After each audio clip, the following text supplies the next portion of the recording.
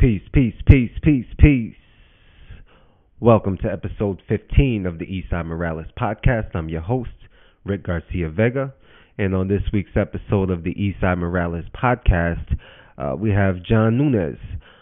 John Nunez is the founder and creator of CL-95. For those who may not recognize the name CL-95, you might recognize the flagship Linx Beach jacket, associated with the brand. Linx Beach and CL-95 in general was a creation out of necessity, one would say. So what John does is he gives us a breakdown of how this all came together. One day he's online, looking for a Snow Beach jacket, Snow Beach, the particular Snow Beach jacket that Raekwon wore in Can It Be Also Simple? And once doing some research online and looking for this jacket, he noticed the price was just outrageous, for this relic. So John decides to, link up with his man, Raekwon the chef, and they come up with this idea to recreate this Snow Beach jacket and re-release it in commemorance with the 20-year anniversary of Only Built for Cuban Linx, aka the Purple Tape. So John gives us the breakdown, the story behind it. I think it's a really cool story. Starts off as a definitely a passion project and turned into something a little bit bigger than that. So with all that said, man, check out this interview. Let us know what you think. You can hit me up, social media at Eastside Morales. Or you can hit me up on any of my personal pages, Garcia Vegatron or Rick Garcia Vega. A little bit more about this interview is the fact that that John had just, when I called John, he was just flying into Colombia. So there's going to be some spots in the interview where he's checking in through customs or hopping in a taxi. So there's some spots in there, but it's only a few seconds. And I was gonna edit them out, but I decided to just keep it raw and have the listeners just experience that phone call with me as it is. So like I said, with all that said, let's get into it. Eastside Morales, CL-95, aka John Nunez, episode 15. Let's go. We got John Nunez from CL-95, aka Linx Beach, and he's joining us on the Eastside Morales podcast. How's it going, John? All right, man. Great, man. Thanks for having me. Cool. Okay, so I wanted to talk a little bit about, I want to start out, with a little bit about your background. Before you got into this, this clothing business.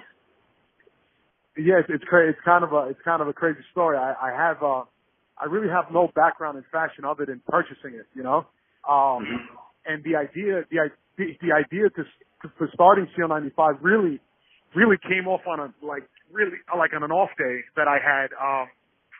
I was in my office just hanging out. I'm a banker by profession. I worked on Wall Street for about over 11 years, 12 years. I can't remember now anymore.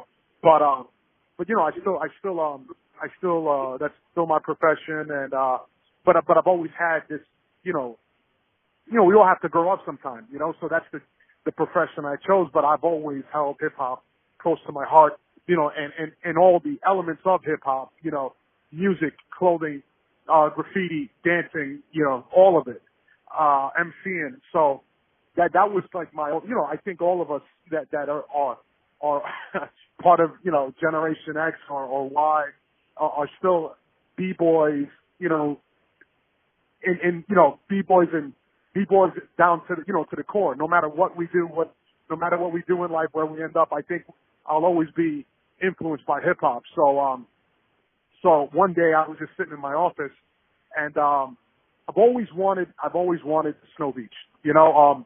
But the thing was, at the time, you know, man, I can't even really tell you why I never got it, because I am still like a polo head to this day. You know, I'm 43 years old.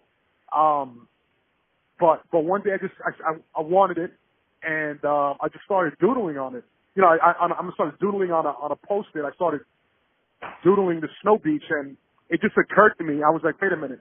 It just, you know, one day, you know, I'm there, and it's like, wait a minute. I could make this jacket again. The guy who made it famous is one of my best friends. Mm-hmm. It coincides, you know, production could coincide with the anniversary of Only Built for Cuban Linx. Why don't we, you know, why don't we just make one? Because trying to find a Snow Beach, you know, in 2015, you know, you got a better chance of finding the last Coke in the desert. So I said, you know what? I really didn't care that Ralph Lauren made the jacket. I just thought it was dope. And for everybody on internet out there, let me be clear. The Snow Beach wasn't Ralph's creation. Ralph Lauren had bit that jacket, that silhouette of the Snow Beach from the Gap. And those are facts. I have those. I have pictures. I even owned the jacket before the Snow Beach came out. The Gap version of it. So anyway. Oh, really? So it was originally from Gap. Exactly. And I have pictures. Like I said, I have pictures to show it. So like, I really didn't care. I really didn't care that Ralph made it. Like fucking Joe Schmo from the corner that could have made it. I didn't care. So anyway, back to what I was saying. You know, everything, like the stars were lining up for the anniversary Only Built for Cuban Linx. You know, and then, you know, everybody knows how much impact that album made on the world. So we were like, hey man, I went to Ray. We had a drink in Miami with my partner Rob Santana, and I said, Ray, listen man, I want to make this Snow Beach. Now, Ray in the beginning was a little apprehensive because, like I said, I have no background. I have, you know, all I know is what's dope, you know? So he's like, John, you know, like, he shot it down maybe 2 or 3 times. And I said, look, man, let's do this. Let's make a prototype of jacket. Let's make a prototype. If it's dope, we run with it. If it's not, fuck it, you know? It was worth a shot. So I know, you know, everybody knows that Ray's a fashion don. I to myself, you know, I like to think that you know, I could do my thing when it comes to fashion. We knew if it was going to work or not, you know. So what was Raekwon's apprehension about that we would somehow tarnish exactly that we would somehow tarnish the legacy, you know, like maybe we would make some garbage shit, you know, and I told him, I was like, look, man, you gotta understand one thing. You know, my training or my education wouldn't allow me to put something subpar. You understand? Like, you know, in my profession, I do something subpar and somebody loses $1 million. So I can't, in my right mind, make something, try to sell it, and it be inferior. So I said, Ray, you know this.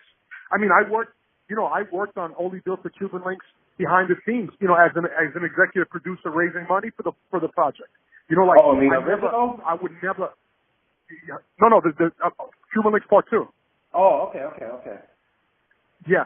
So, like I said, I would never come out with any bullshit. So I said, look, Ray, you have nothing to lose. Nobody knows we're doing this. We have plenty of time. We were about a year out. We were about a year away from the anniversary. I said, fuck it, let's do it. So, I started tracking down you know, I had to, you know, just like if you're going to do something, you have to assemble a team. So in my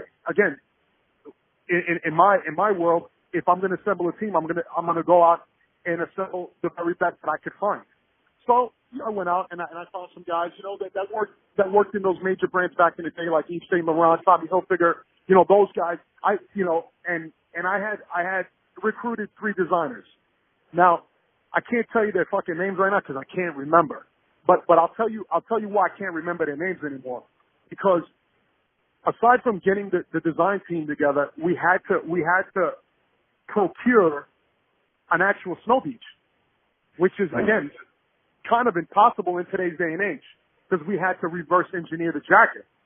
So, I went onto social media through a couple of friends. We were able to locate someone who had one.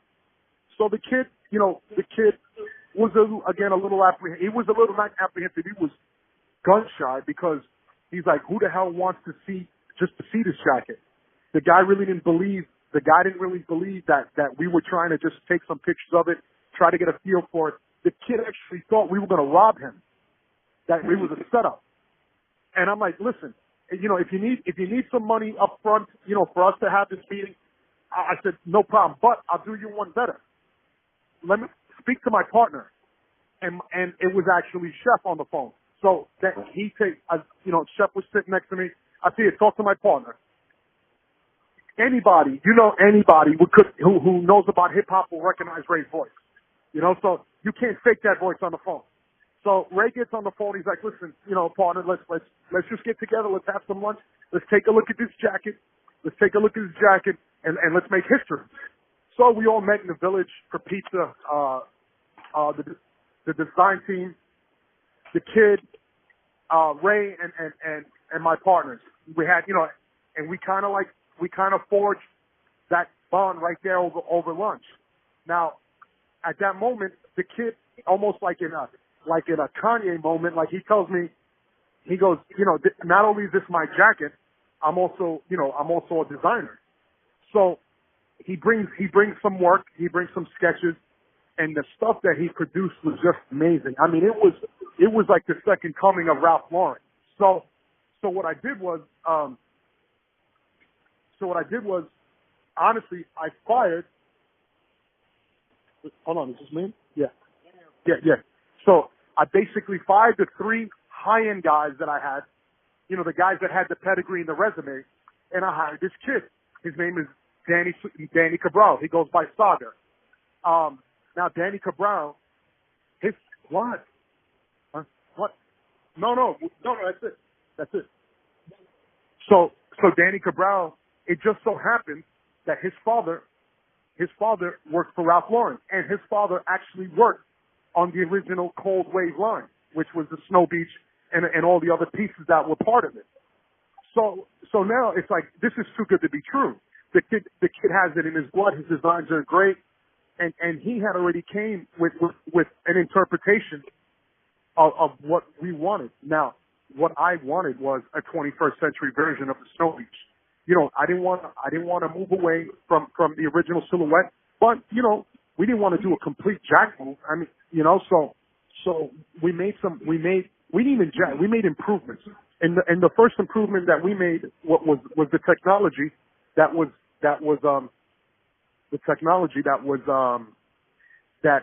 available to us. Obviously, 20 years ago was not available.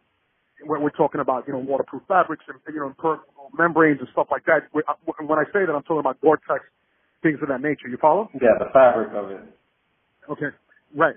So like I said, and I made this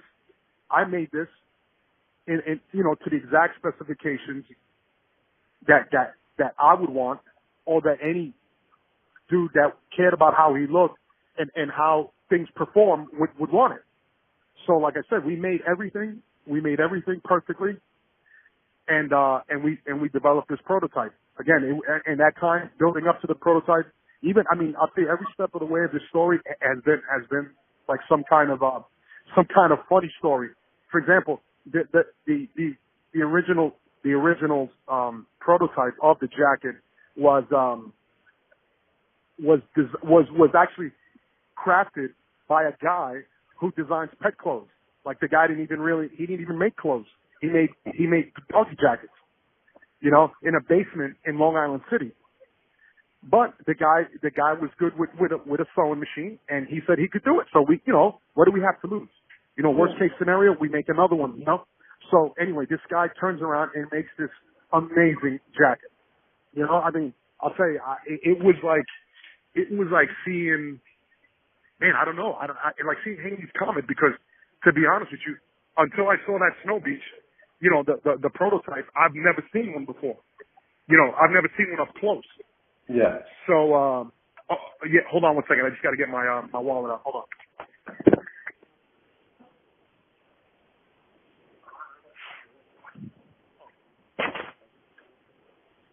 Yeah, so I've never seen one. So now you see it for the first time. Hold on, where the fuck is it? Sorry, guys. So I've never seen one before. So now to see it for the first time, I don't see it.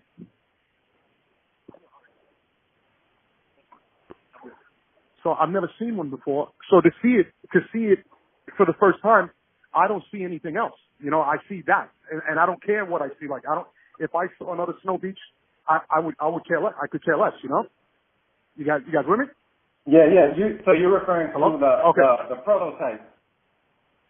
Yeah. Okay. Yeah. So once when I saw it, hey, hold on a second.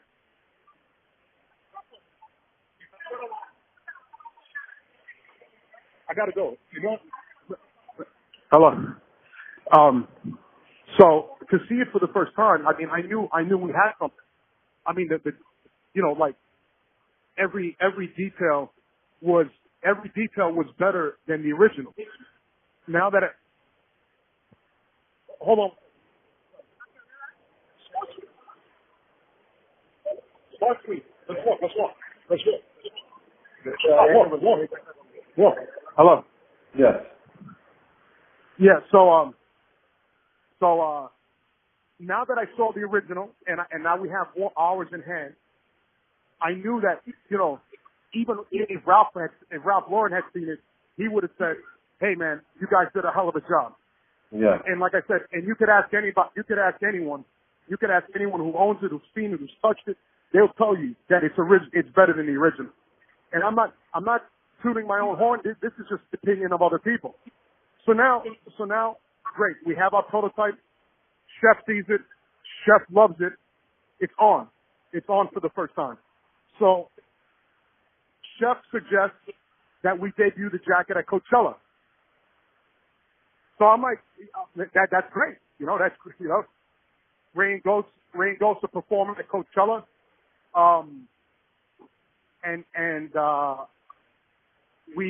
I guess from the time that the prototype was developed to the time that Coachella came around, I want to say that was February. Coachella was in April, and we flew to China in February to start manufacturing the jacket. We chose to manufacture in China, obviously because of the production costs. The jacket being produced in the United States would never allow us to make a penny. The jacket was too complicated. You know. Hold on one second.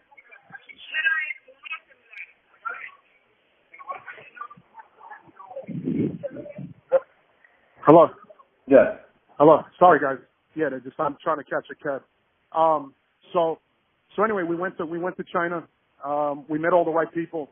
We found the right guys to do the job. We found the right guys to do the job because, you know, if Chef was going to co-sign to this, forget the prototype now. Now production has to be game tight. So we actually find the same guys that manufacture for Nike. So, you know, we were in good company. Anyway, fast forward a little bit. We start production. Everything's great. Chef wanted to rock a jacket, one of the jackets off the assembly line. So now did Chef go with you actually to flew. China? No, he didn't. We flew to China and we actually flew back one day before Coachella. We actually made it to the crazy shit, you know, we went from Beijing, China to Coachella we made it to Coachella at hold on. Smart Suite. That's it, all right. Smart Suite. And that's it, Smart Suite. Hello? Yeah. So I'm sorry, guys. I'm in the cab now. So what was crazy? What pushed our deadline? Like we made it to Coachella while Ray was going on stage. No, Ray was already on stage. Ray got the jacket literally when the song when he did Gonna Be So Simple, literally at the same time. Oh my God! Give it to him next time.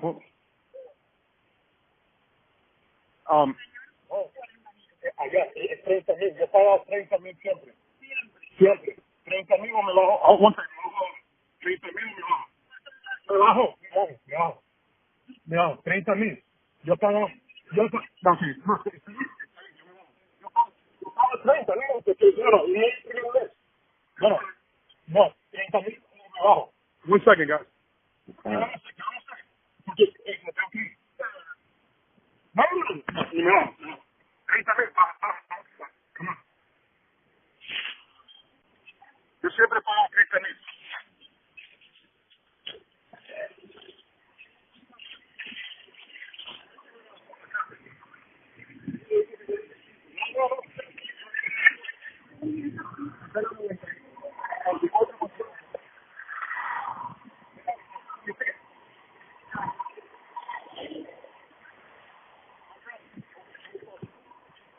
Hello?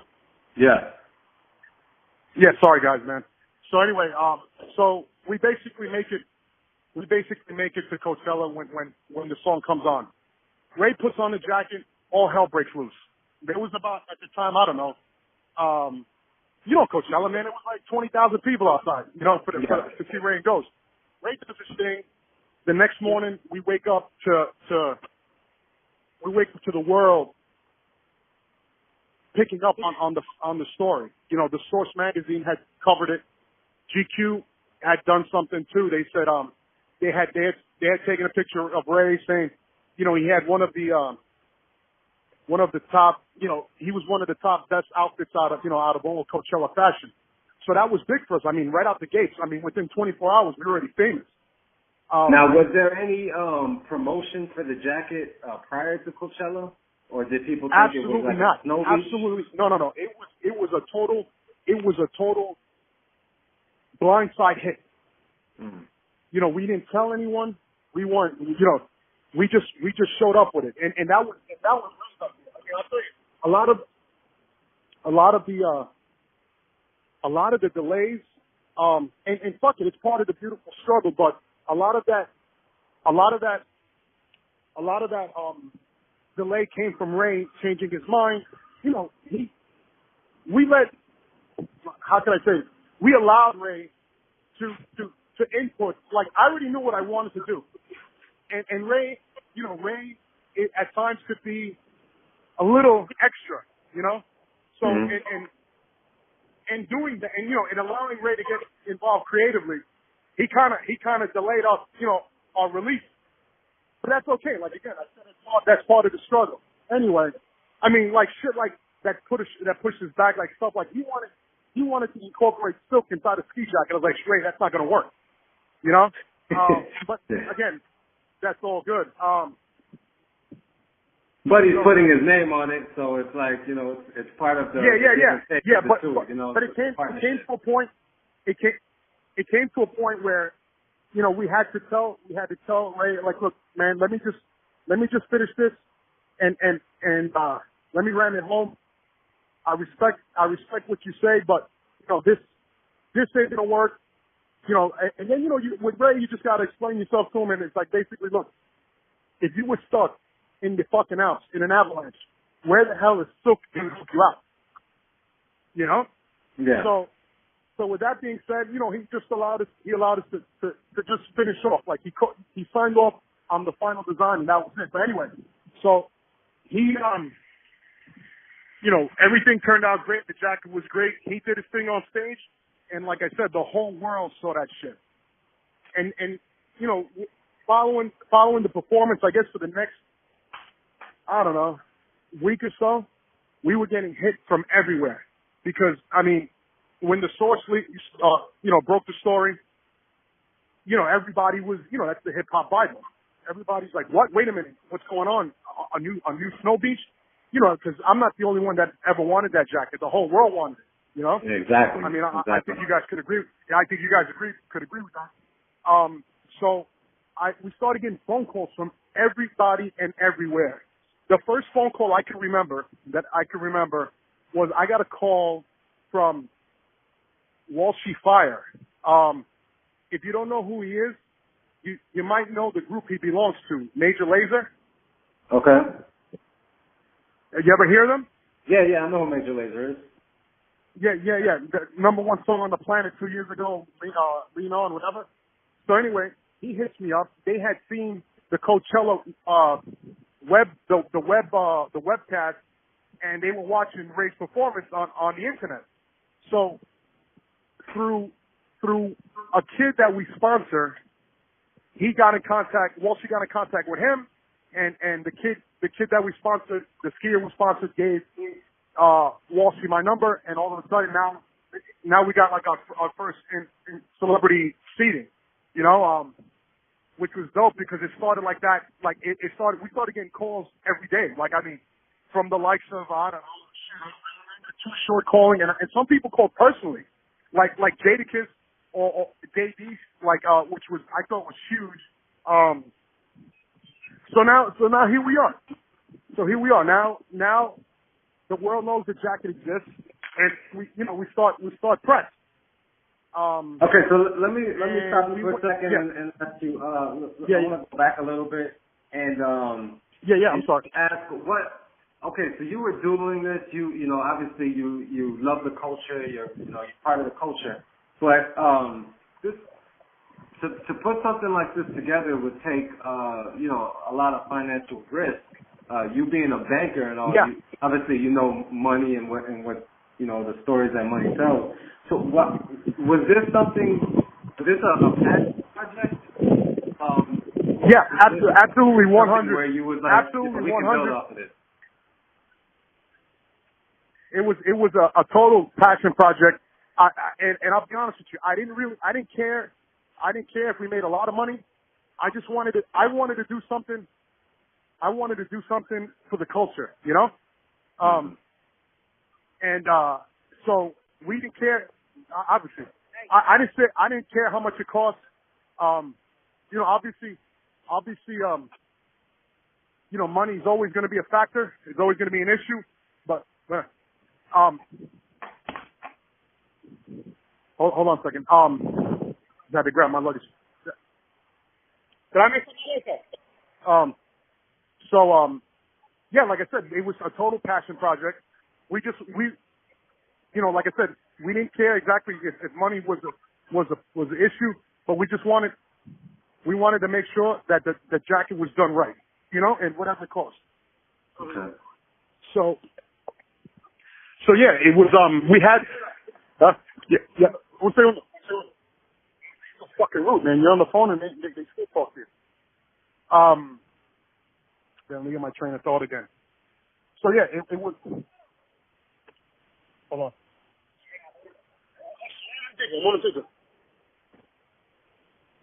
Papi, ¿ya ven el menú que tiene ahí? Yo no sé, no tengo, usted viene exagerado, yo puedo ver. I don't have it on me. Okay, I'm on the phone. So, man, sorry guys. So, no worries. So sorry. I'm in a cab now.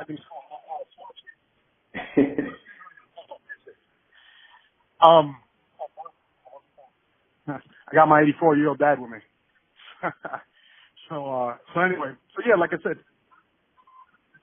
So what was the how long was the actual process of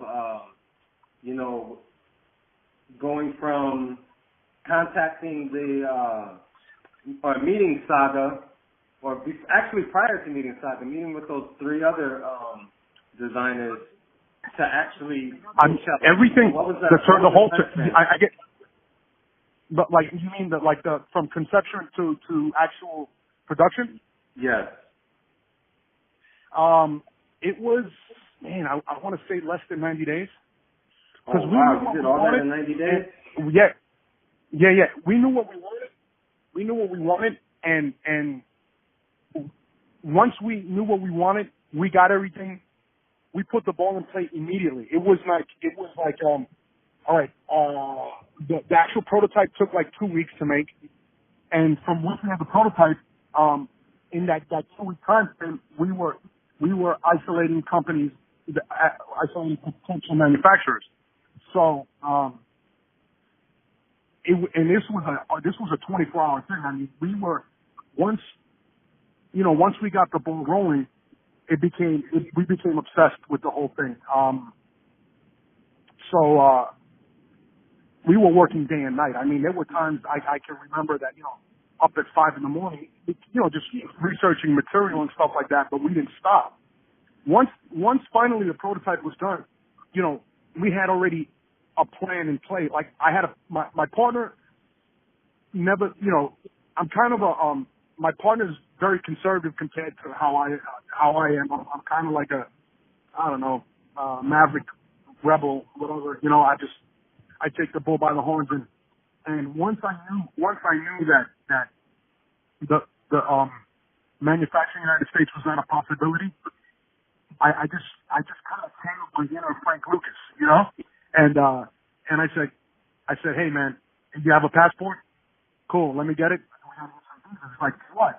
He's like, because we're going to fucking China. He's like, China the country? I'm like, no, fucking Chinatown. What do you think? Yeah, China the country. And he's like, you're fucking crazy. You're crazy. I was like, look, man, we only have a short time on this earth, and we're only going to have the strength or the virility to do what we want to do or pull off something like this. For who knows, for not forever. There's going to come a point when you don't have the drive. But I knew once I had talked to the manufacturers, I said, this is the only way to go. Let's, we're doing something great. Let's be fucking great. Let's be great. Let's go. So he's like, and I give mad props to my partner Rob for believing in me, because, again, not that he would have thought it up, but he's not crazy like that. I am. Now, did you guys I'll go own personal finances to make this happen? Yeah. So I mean, at the time, we were, Rob was, we're both single guys. We work in finance. Money's good. I can't complain. There was some disposable income. But I'll tell you something. I think even if we didn't have the money, we would have found a way to get the money. Yeah. But another thing that we also didn't want is that we didn't want anyone to kind of like, because they gave us a couple of dollars, because we could have gotten it. I mean, that's what I do for a living. We didn't want to share in the project. Like we didn't want to. Hey man, I was a part of this. No, you were not. Like I said, this was our idea. So we're like, hey, we got the money. Can you afford it? Like it's going to cost X amount of dollars, right? So I was like, look, it's going to cost this much. He's like, all right, cool. I got mine. You got yours. You want to do this? Yes or no? And there was no. And to tell you something, my partner Rob, one thing I also respect. He's about that life, but he didn't grow up. He's a little bit younger than me, but he didn't grow up in that culture. Like I was, if I was one of those polo kids in the 90s, Yeah. But I was, I lived in New York. We live in Miami now. But Rob wasn't from New York, so he doesn't know what it was to run from the Decepticons, trying to get your shit. I was one of the guys that I was like, I went to Catholic school. I was one of the targets that they would go after. I never got my shit took, thank God. But I was one of those kids, I was smart enough to know that I can't be at 42nd Street at 3 o'clock in the afternoon. But I respect Rob for believing in me and allowing me to take him on this ride and, for him to understand why I wanted to do this so much. He didn't realize the impact that the Snow Beach made, on our culture. So, you know, he's like, man, if you believe in this so much, man, brother, I'll walk with you through the gates of hell. And that's what he did. So it didn't matter what it cost, because he's like, man, if you love this much, we're gonna do this, you know? You know, I'm not Kreskin, but I'm rarely wrong. When I get behind something, if I feel strong about an idea, I'm all for it. So yeah, so you guys go to we China. didn't care. Huh? So you were saying you guys go to China. Yeah, so we fly to China. Now, wait, what was type of what? No, I'm saying you guys went to China. You asked him for a passport, set up this trip to China. And then from the time we decided to go to China,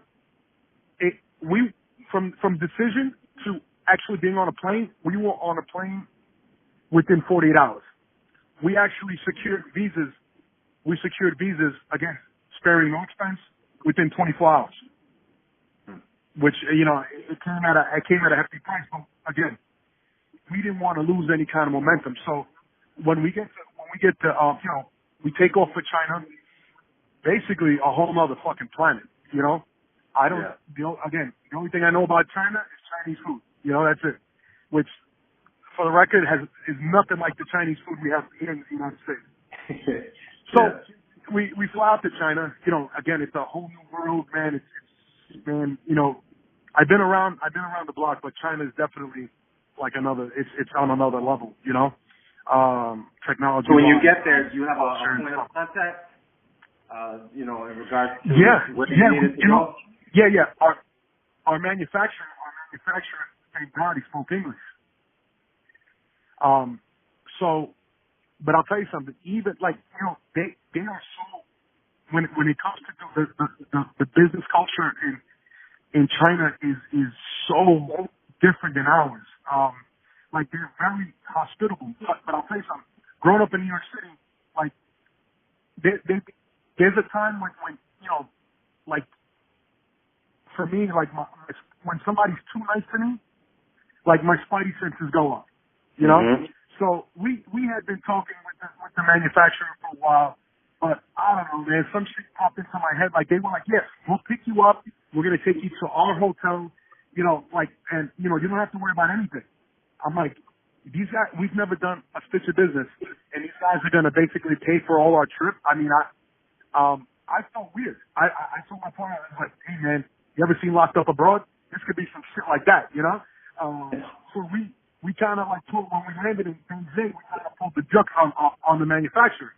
We had booked our own hotel. I was like, look, I want to stay at the fucking Marriott, 5 stars, you know, security, you know, swimming ducks, whatever, you know, military outside, and then we'll call this guy. So we kind of like dipped out on the manufacturer. He waited for us for hours at the hotel. I was skittish, man, because again, I don't know if you've ever been to China, but like anywhere where they don't speak English and you don't know where the fuck you're standing, Google doesn't work, you can't call for help, you know. I was a little apprehensive, but after a couple hours we checked in and like, listen, man, we're here, we got to meet up with this guy. I was like, well, yeah, we're gonna meet up with him, but he's coming to our hotel first. You know, he's got to show ID, he's got to come up here, and then we'll go with him.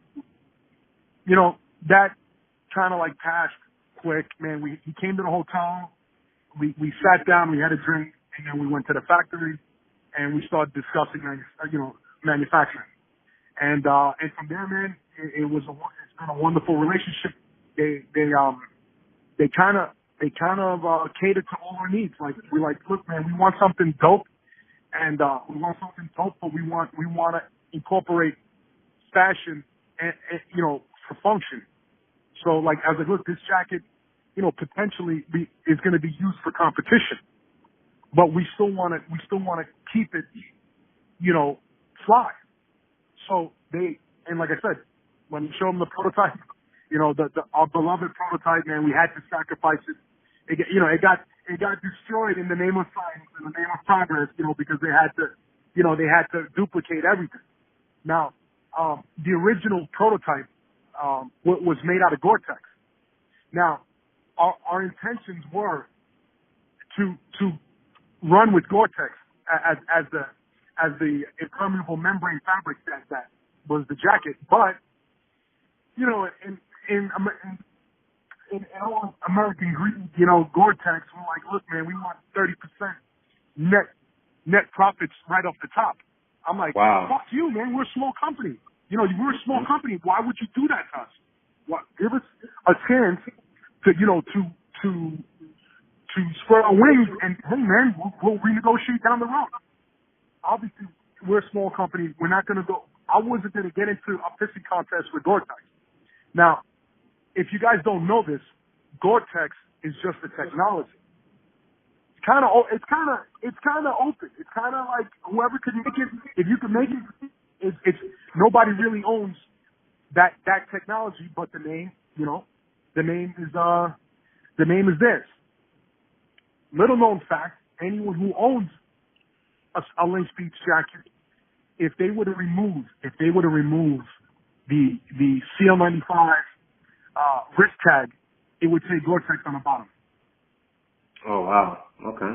But since they didn't want to, you know, that was like a last minute article when the deal with Gore-Tex fell through.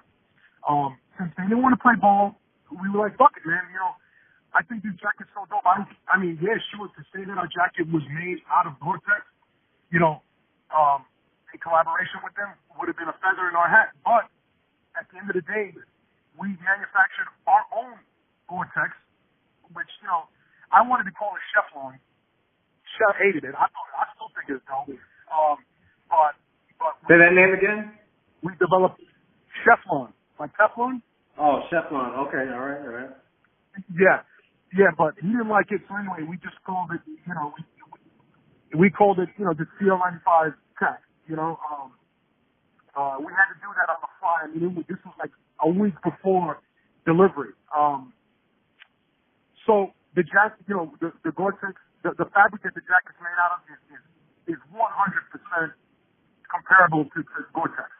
It's fireproof. It's waterproof. I don't suggest you set it on fire, but if it had to be, it could withstand. It's the best. It's the thickest density possible. You know, in that kind of fabric. I mean, the only two agencies that use that kind of fabric, I mean, at that density, is the Coast Guard and NASA. So, like, this thing is flat, but it's no joke. I mean, it could withstand anything.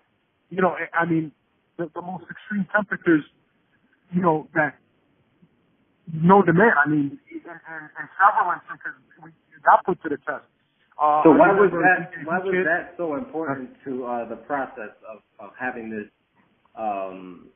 material be able to withstand the temperatures? You know what? Because I wanted it to stand the test of time. If you see the snow beach nowadays, you know, unless it was kept in a Ziploc bag, you know, integrity wise, the jacket, if you ever seen one, it's not. It's falling. It'll be tattered. It's falling apart. Yeah. So I wanted to make something that would last the test of time. Something that I could make and give it to my son and hand it down, and his son maybe hand it down to his son. So plus the original Snow Beach wasn't. It was just a fashion piece. It had nothing. It had no functionality. And like I said, I just wanted a jacket. I wanted a jacket that I could go skiing with, that I could hang out in New York with at any time, you know, any time in the winter time, and that was good. So that's why it was so important.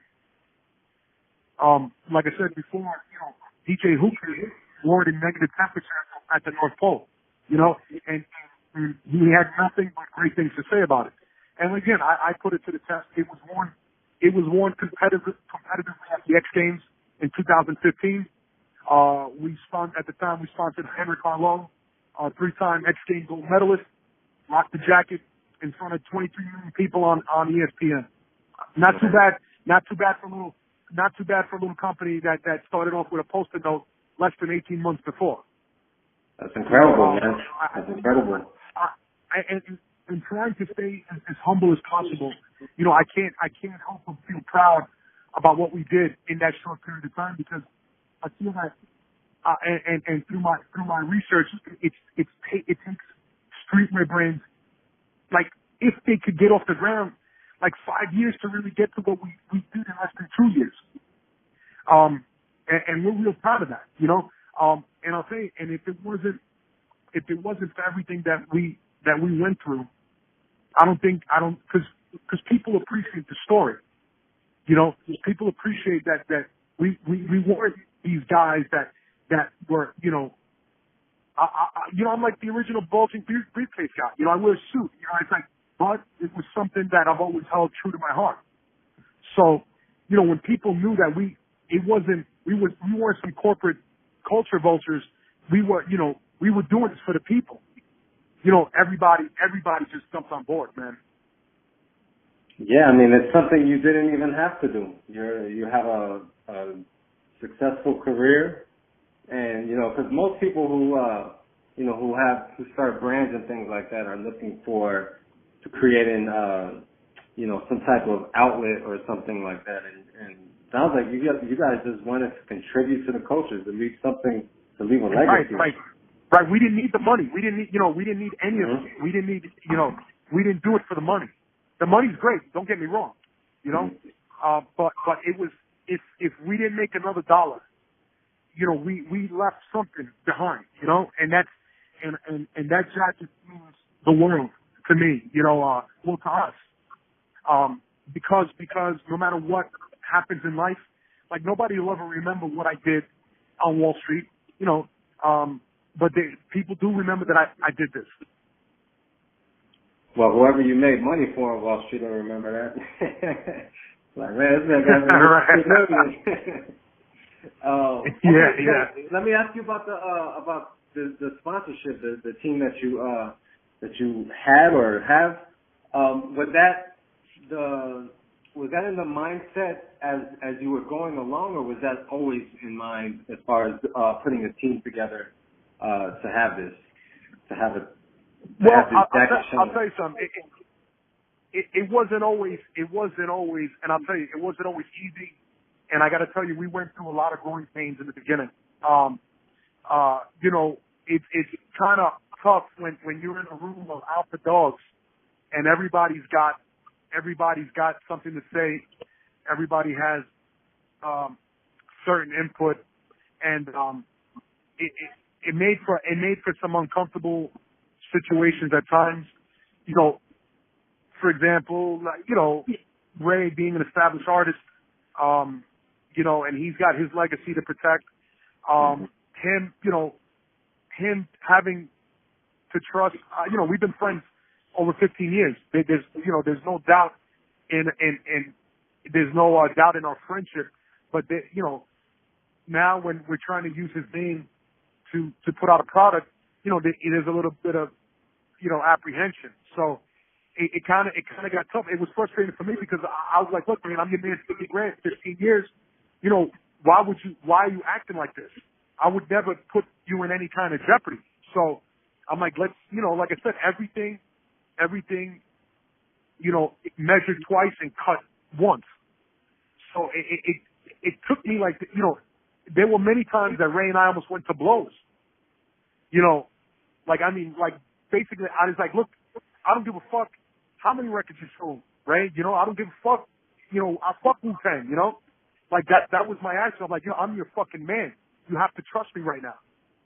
So, in the beginning, it was tough. You know, trying to define everybody's role, you know?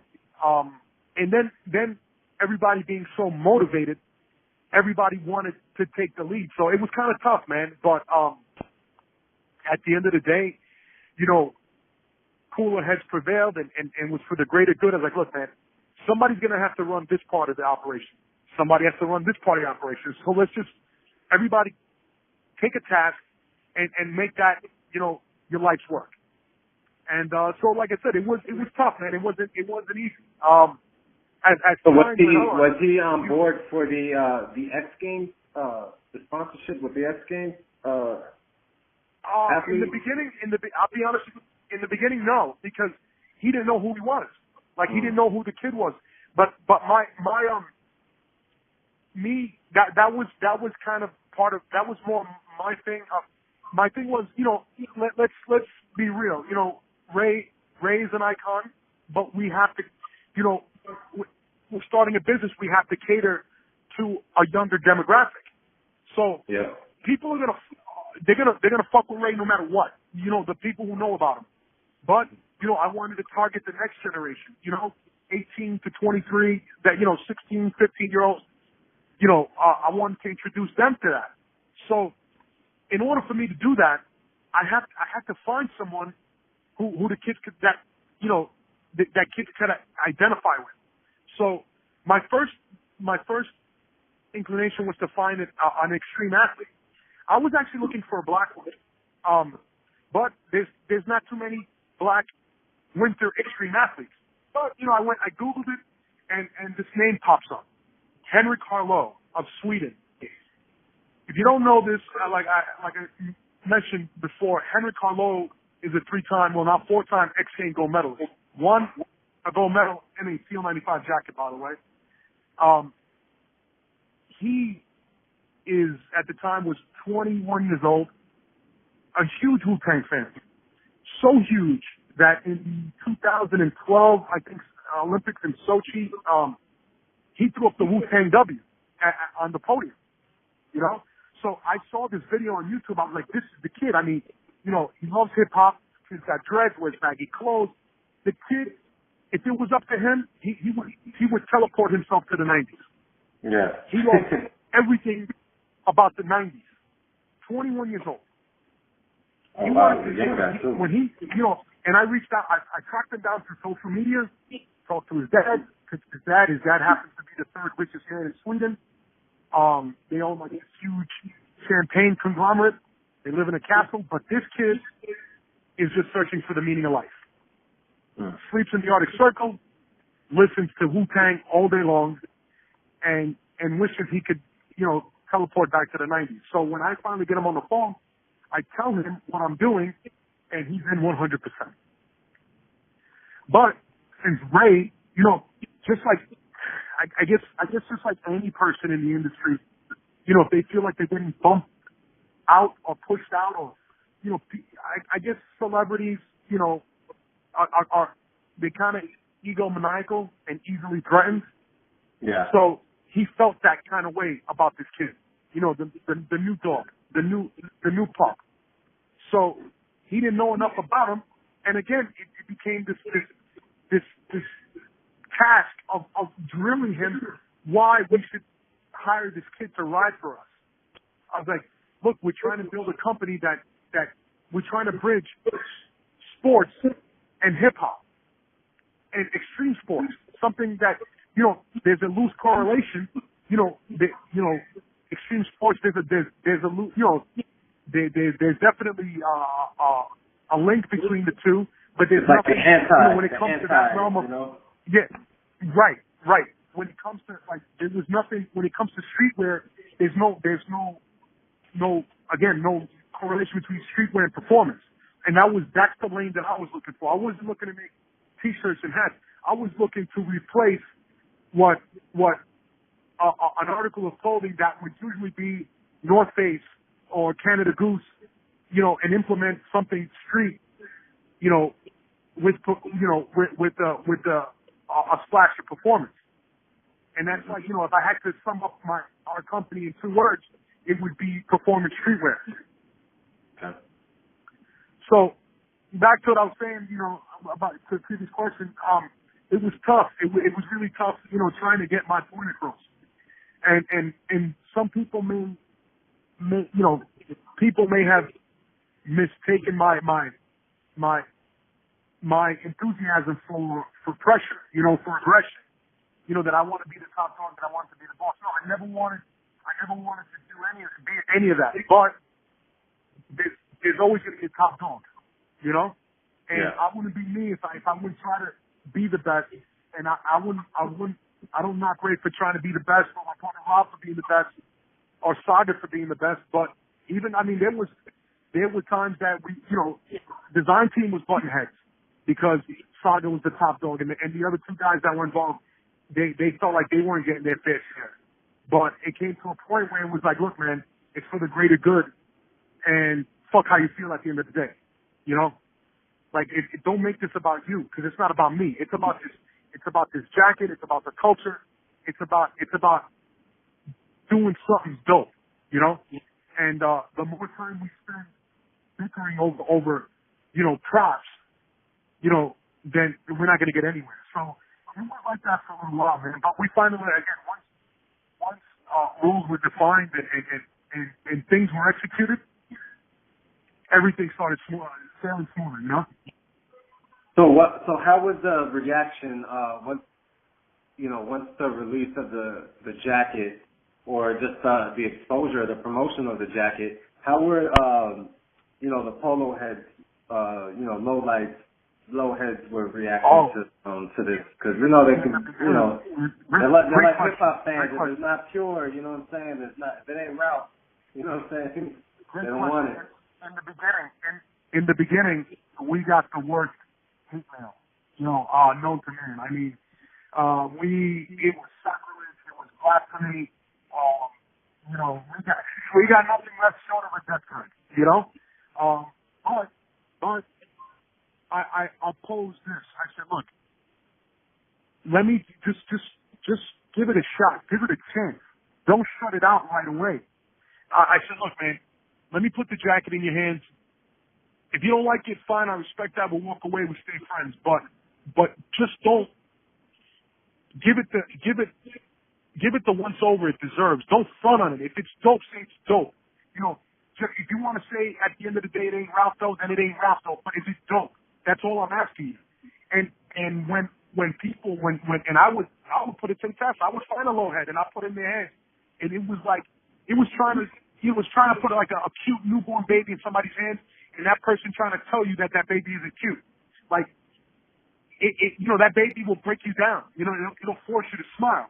And when I put this jacket in people's hands, it broke down the toughest low heads, the blood and guts, the old guard. They let their guard down. They were like, yo man, you know what? This shit is fucking dope. I don't give a fuck. And I'll tell you, it took three people. It took three tastemakers to really put it over the hump. People, like, you could say it's not Ralph though, but once Thurston Howell, the general, co-signed to it, once Dallas Penn co-signed to it, and once Judge Blaze co-signed to it, it was over. Yeah. Everybody wanted it.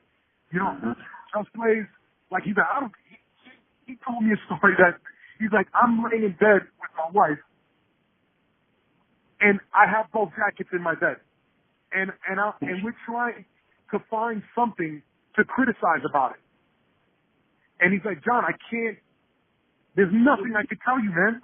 You guys did a hell of a job. Now, did you guys release this jacket before Just Blaze dropped his was it Packer shoes that he did? Or was that no, Packer, the Packer, the Saucony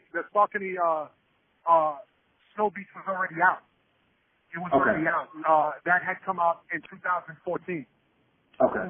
So that mold had already been broken. It's not in regards to, but it's in regards to like I don't want to call it replica, but just the adding on of the Snow Beach.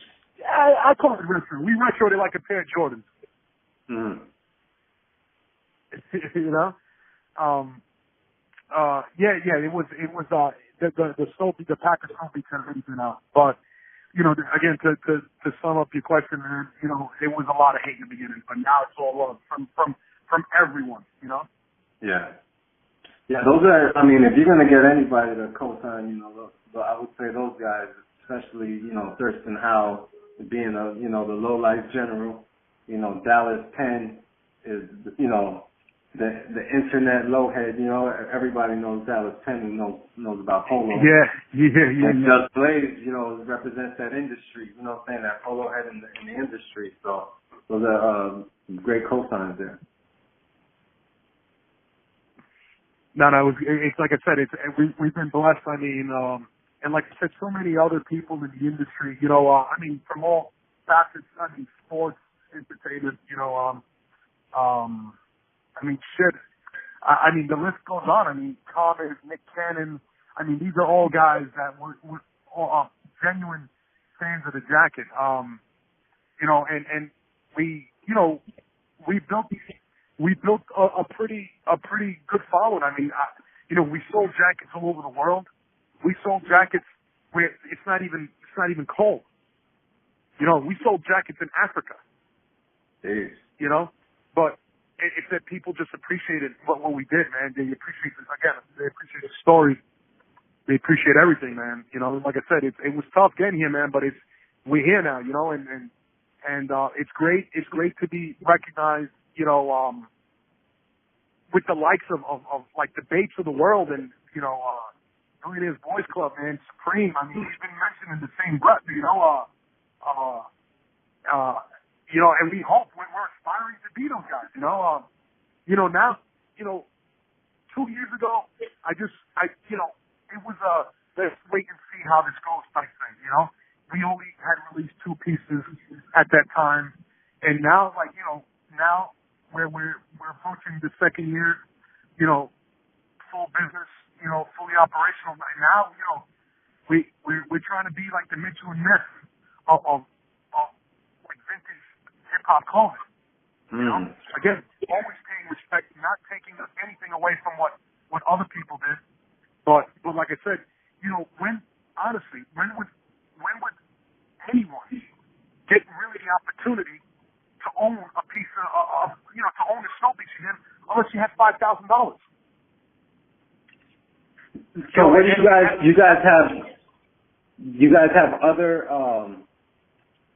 other ideas down the line as far as no, I've reproduced the whole Cold Wave line.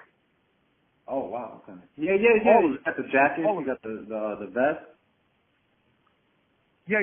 We did the vest. We did again in a wait and see like approach. You know, testing the waters. We released the Snow Beach vest, and again we made improvements to it, and that went really well. I did a limited amount of pieces, but with, you know, coming off the success of that, it went really well. It didn't last a week. We went full bore with production of that vest. We've made improvements again. You know, pieces from the Cold Wave line. We've also like revived like the Suicide skier jacket. You can see that around Christmas time, you know, this year. Like I said, we're just trying to get, you know, that stuff shouldn't be, you know, anybody who owns that stuff is not going to wear it. You know, they're the coolest kid on the block. Hey, all power to you. But man, why can't we share that with the rest of the world, man? There's a whole lot, like, how are we supposed to keep this culture alive? You know, if somebody has it hoarded up in some storage facility. Exactly. Feel me? Yeah. So, you know, Ralph ain't doing that. You know, well, now he's a little bit, you know, there's some rumors on the street that we're going to see all of that again. You know, the rumor is that the Snow Beach is going to be brought out again. There's unconfirmed reports that's happening. I don't know. But in the meantime, we're going to do our thing, you know, and we're going to give, you know, we're going to bring that whole thing back and give that feeling, man. Because I'll tell you something, more than anything, the best thing about this whole project is the reaction that I get from people. You know, I get emails every day from people who buy our stuff, and they talk, the way they talk, you think I invented the wheel, or I invented fire. You know, like, we're taking people back to a place, we're giving people back a feeling. I mean, shit, it's like an antidepressant. Like, everybody, the minute they get their jacket, it's like they're happy again. They're happy. I mean, you know, it's like they're on another level of happiness. They're like in bliss, you know?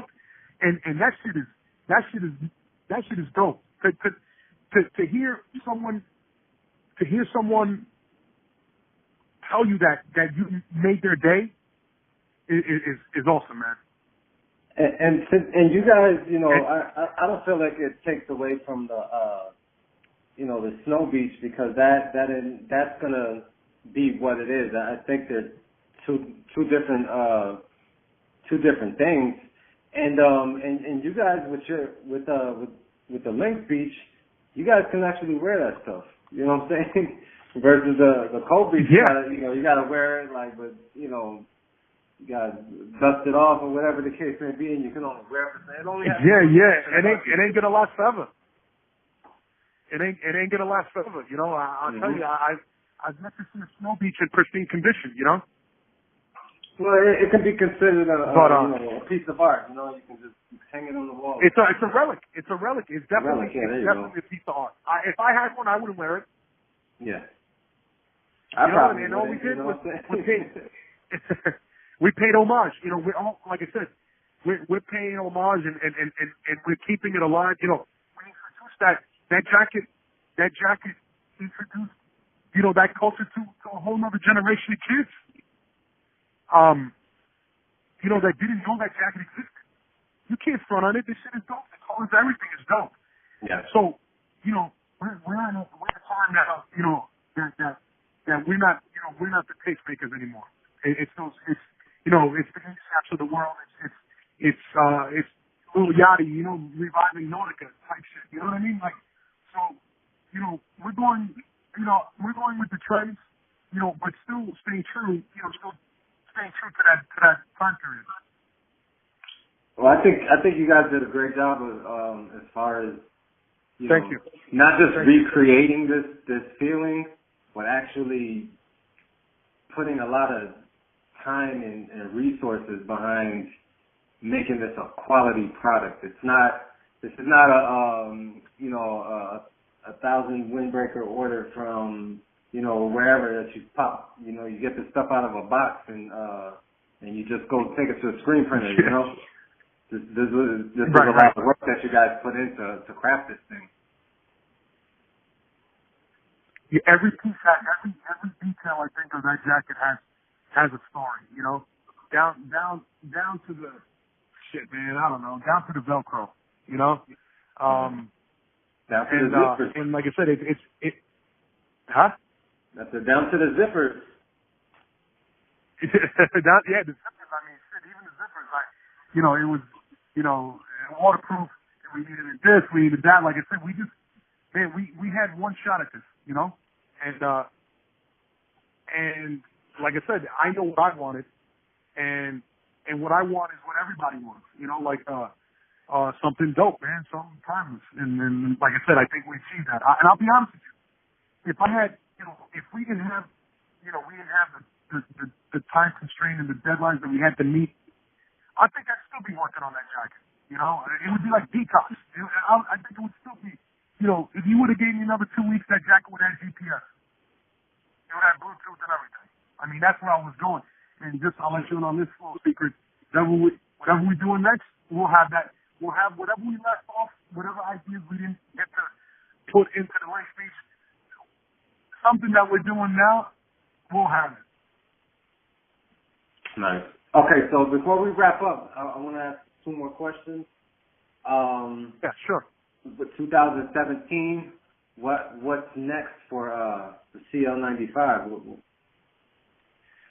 Well, you know, you'll see come this fall, you'll see the whole Cold Wave line come forward, and basically that's all the pieces in the Cold Wave line, which is that vest that we mentioned, the pants, you know, the ski pants, the snowboarding pants from the Cold Wave line, the backpack, a Cold Wave backpack.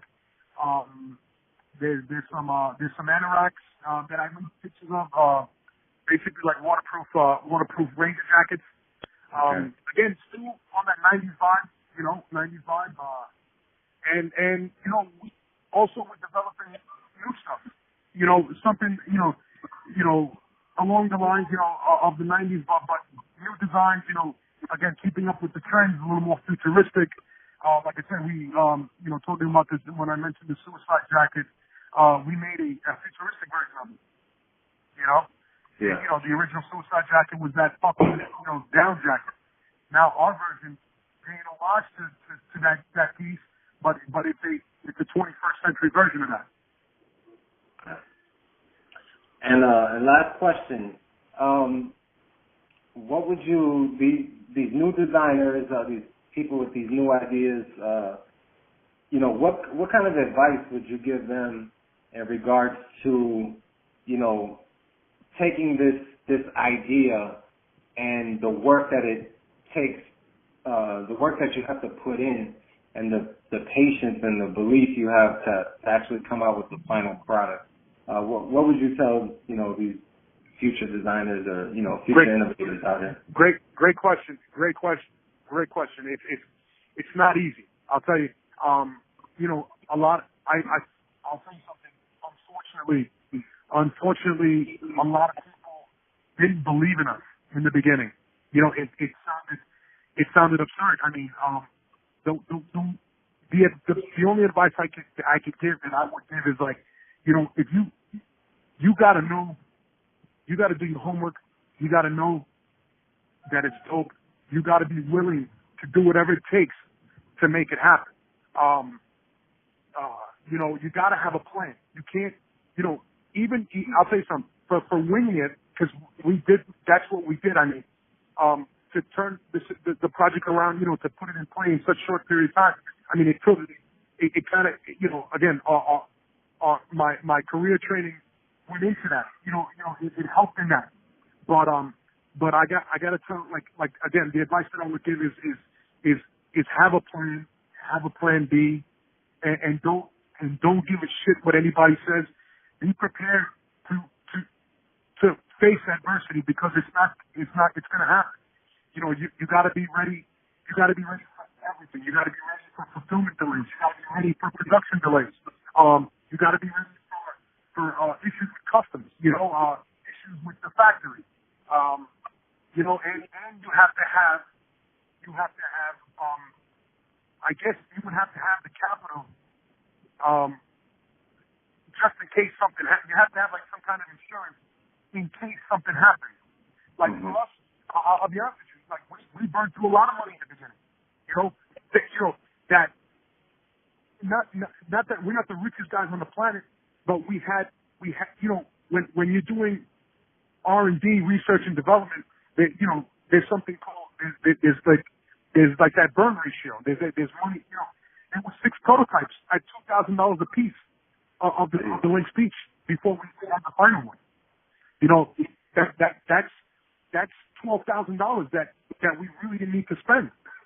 But in the quest to make the ultimate piece, it had to be done. So you can't. One thing is to talk about it, but you got to be ready to face anything. And like I said, in all situations, not only we had setbacks, we had plenty. I could tell you, we got stopped by customs or shipment was seized, and we had to be ready to grease. It was crazy, man. Paying, having to pay for excess weight. $1,500 here, $2,000.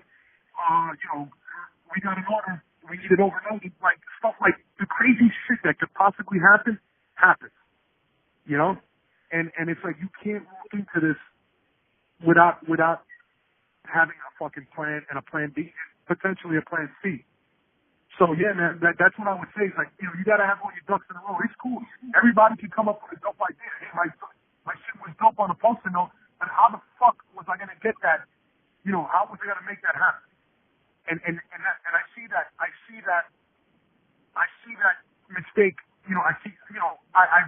I talk to people now that I got a little more experience. I mean, there's so much to the story. I mean, I got to shout out April Walker, from Walker. I don't know if you're familiar with her. She's the godmother of streetwear. She was definitely influential along the way. She definitely took a liking to us right away, helped out a lot, gave us input, and she was my mentor in this. And she, and again, her tutelage and the things that she would say is like, John, can you afford to do this? And it's like, we all have this preliminary budget in our minds, but you have to factor into what if, So yeah, man, that would be like the advice I give any designer. Hey, go for it, man. It is. You gotta be creative. You gotta know. Hey, man, if this price, you can't be willing to settle. If somebody tells you something, hey, man, you gotta haggle. You gotta fight on the price. And again, you're gonna get hit with everything. I'll tell you something. I know we did something dope, but in my circle, I can't tell you how many friends and not even fucking friends, but how many people hated on the situation because it was so dope. You know, and those, it's like, you know, those kids, they're gonna get that, those up and comers, just like us, man. They're gonna get a lot of, hey man, that shit is whack. You know, man, you can't pull that off. You know, and it's like, man, you can't let anybody stop you. Yeah, I think like a lot of things that you're saying is you know, a lot of people consciously know, you know, when they go through these things. But I think it's good to hear from different people that there's no magic formula for this final product or for whatever idea. It's these core things that need to get done and need to be thought about while you go through the process. And I would say that, and you can apply that to almost any facet of life, you know, sticking to your plan, you know, being prepared for it, you know, not swaying off your path because somebody might say something or something might happen. So that's why I asked, because I wasn't expecting a magical answer. I just wanted people to know that it's not, there's no secret formula. It's about getting that work done. So absolutely not. And it's a great story. We got so much hate. Yeah. Thank you.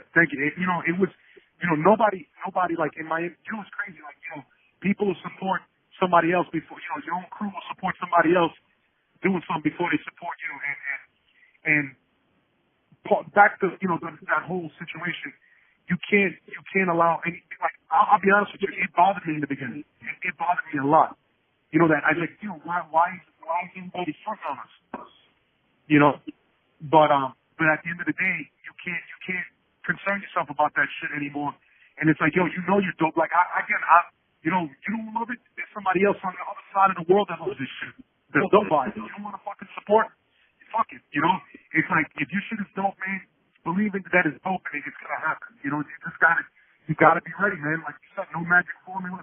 You know, not even hard work. I mean, not even hard work is the key. You know, it's just, I guess it's persistence, man. It's just like, you know, put your blinders on and keep going, man. You just don't give a fuck. Like I said, like I told you earlier, I put my relationship, you know, with Raekwon in jeopardy for this. You know, I mean, like I said, the stuff that we went through, I mean, that's a whole other conversation, you know? It's like nobody believes that I would tell somebody like that. And I would tell Raekwon the chef, go fuck yourself. You know? Yeah. But when you've been through what we've been through, you don't care who you offend. You know? You gotta make sure that you make shit happen. Well, like you said before, it's not about me, it's not about you, it's about this jacket, it's about the culture, you know? Yeah, man. Ultimately. Yeah, at the end of the day, man, it was all about that. And like I said, if I could do anything, you know, if somebody ever asked you about what we were doing, it's like, yo, man, at the end of the day, we did it for the culture, you know? It's just to leave our mark, you know? Like I said, it's been a part of, you know, just like your life, you know, all of you, part of that community. You know, it's part of our DNA. You know what I mean? I can remember, you know, I'm 43. I can remember the very second. You know, I was 8 years old when I heard fucking MCs, and that shit changed my life. You know, I remember hearing Rebel Without a Pause. You know, and meeting Chuck D for the first time, and it was like seeing Jesus. You know, because Chuck D made, you know, kind of like opened my eyes to. You know, he awoken me to all the bullshit that goes on in the world. So, like I said, man, why wouldn't you want to do something like this? You know? Exactly. It's like a dream come true, you know, for somebody who grew up on the culture, you know, like to take that. Yeah. I mean, everybody knows, other listeners know that I'm a big Wu-Tang fan. So when I saw the jacket, I initially thought it was dope because I don't care about specifics in regards to if this is, I'm not a low head, you know what I'm saying? I'm not a low head like that. I like polo, but quality will always win me over, you know?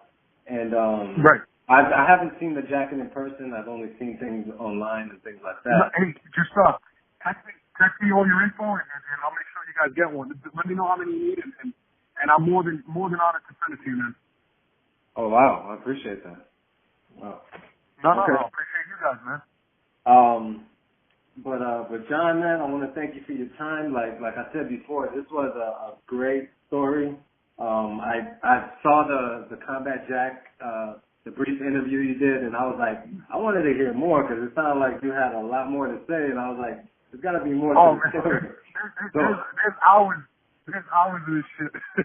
Yeah, so I mean, it's every day. I know you were just doing everything like off the top of your head, you're just getting it out, but just to hear, you know, the whole story about, you know, going to Beijing and just everything done, and who would have thought that you had 90 days to get all this done, and you got off the flight.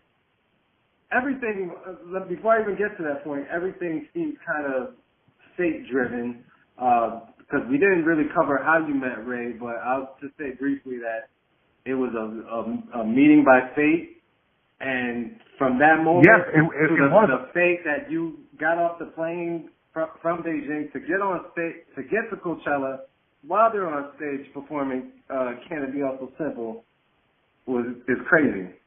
You know, but it was really like it's all, all the stars aligned for us to make that happen. I mean, we flew around the world to get to Coachella, you know, and it was. I'm telling you, you can even look up if you ever look up the footage on YouTube, you could see us running onto the stage, and that's us running the parking lot in India. Fucking up, I actually had to pack the joints on. I destroyed them running in the sand. But again, you know, Joe Pack actually got me another pair, which was dope. Shout out to Packer shoes. We also did the Purple Pig shoe prior to the release of the Linx Beach. But he got me another pair. But man, it was almost like, I guess, predetermined. I mean, even me and Ray, that's a quick story. I knocked him over. 15 years ago, running in the airport, I was late for a flight. I stopped in a store to buy a hat at a Linx that they had at LaGuardia Airport. I follow. I have a flight to Miami. I turn around, rushing to my flight, and I knock over Ray. I knock him down to the ground. When I see who it is, Ray happened to be one of my favorite artists. I'm like, oh shit, fucking Seth, my bad. You know, I'm nothing to the floor. You know, I remember his brother pushing me, you know, telling me, yo man, take it easy, shorty, whatever. I'm helping him to the ground. I apologize. I was like, look, man, I didn't see you, whatever. Long story short, he was sitting in the same row I was in on our way to Miami. So when the flight took off, I said, hey man, I apologize for knocking you down. He had no one sitting next to him. I sat down next to him, and we built a beautiful friendship, man. That's lasted 15 years. Okay, and real quick, I know we were supposed to wrap this up, but I wanted to ask you about, you had mentioned that you had an help executive produce Only Built for Cuban Linx Part 2, and you were part of the Packer shoe rollout, the purple tape? The what? The shoes that he released were Packer shoes? Oh, the Packer shoes, yeah. No, we were all like, I had, you know, I've been loosely involved in almost every side project that Ray's ever had. Okay. You know, he's always asked me my input, like, when I helped out on Only Built for Cuban Linx too. That was actually my first exposure to the music business. If you recall, I don't know if you do, there was a point that Ray was signed to Aftermath. I don't know if you remember that. Okay, he was say that again? There was a point in time that Raekwon was signed to Aftermath, Dr. Dre's label. Oh, yeah, I remember that. Was he signed or was that a rumor? Well, you know, that never panned out, obviously. Okay. So when I jumped in the situation, he was kind of stuck in between a rock and a hard place, and that's when, you know, we all made the choice to go independent on that album. And which turned out to be great. I mean, because it was a classic album. You know, the industry was changing at the time, and you know, it was a critical success. Wow. And I was glad to be a part of that. Who would have known? Yeah. That's what's up, man. Music business sucks, though. Again, man. Thank you, man, for sharing this story with me, man. That's No. Pleasure's all mine, man. Thank you for taking out the time to speak to me. Okay. Hey, Sure, if you guys man. need, if you guys need anything else, feel free to give me a call. I'm always around, man. Shout out to everybody, man. I just want, whoever's listening, man, thank you for the support. We plan to be around for a long time, man. And then, like I said, we're doing it for y'all, man. Word, and I believe the culture appreciates that, man. Continuing this. Yeah, man. Fashion is a big part of the culture, and once people hear the whole process, there's a whole newfound respect. Because you can look at the jacket and say, hey, this is a great jacket. Oh, the quality looks great on this, but they don't know all the footwork that it took to get this thing into their hands, and everything you guys do. Man. So for sure, man. All right, John. Well, you have a safe trip. All right, bro. Let's stay in touch. Let's stay in touch. Get me all your info, and I will. I'll get you those pieces, and like I said, whatever you need, man, I'm here for you guys 100%. Oh, well, I appreciate it, man, and I'll shoot you a text right after this call. You got it, brother. You got it. All right, you take care. We'll be in touch. Take it easy. All right, peace.